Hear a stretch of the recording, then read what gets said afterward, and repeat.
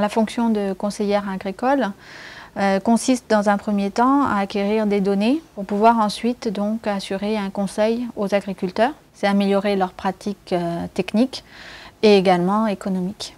J'ai suivi une formation d'ingénieur agronome à l'École nationale supérieure agronomique de Toulouse. J'ai trouvé un premier contrat à durée déterminée à l'Office national interprofessionnel des céréales.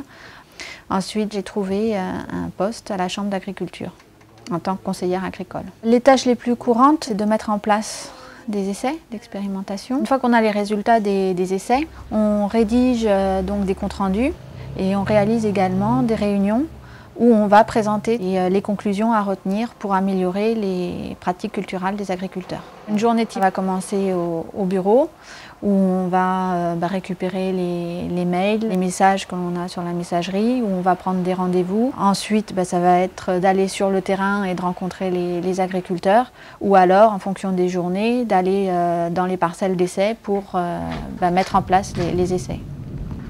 Là, nous allons chez un agriculteur sur Génicourt qui se demande s'il a atteint le seuil de traitement pour donc des petits insectes qui s'appellent des méligettes qui mangent les boutons fleurons du colza. C'est un métier très polyvalent, on fait beaucoup de choses, très diversifiées, donc on s'ennuie rarement.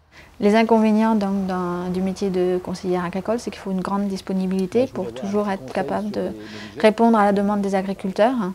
Donc on n'a pas vraiment de tâches planifiées ou d'emploi du temps bien définies. Il faut faire aussi avec les conditions climatiques. Il faut savoir s'adapter à un public d'agriculteurs très différent, avoir une bonne capacité d'écoute, avoir de très bonnes connaissances aussi techniques, donc en agronomie, et puis un peu en économie, en gestion. Là, il va falloir intervenir parce que sinon, ça va faire du dégât au niveau des fleurs. Ce qui me plaît le plus dans le métier de conseillère agricole, c'est le contact que l'on a avec les agriculteurs. C'est de pouvoir être donc constamment en lien avec la nature. Les objectifs professionnels, c'est de changer de région ou de production, c'est-à-dire passer des grandes cultures aux productions légumières ou autres. Au revoir.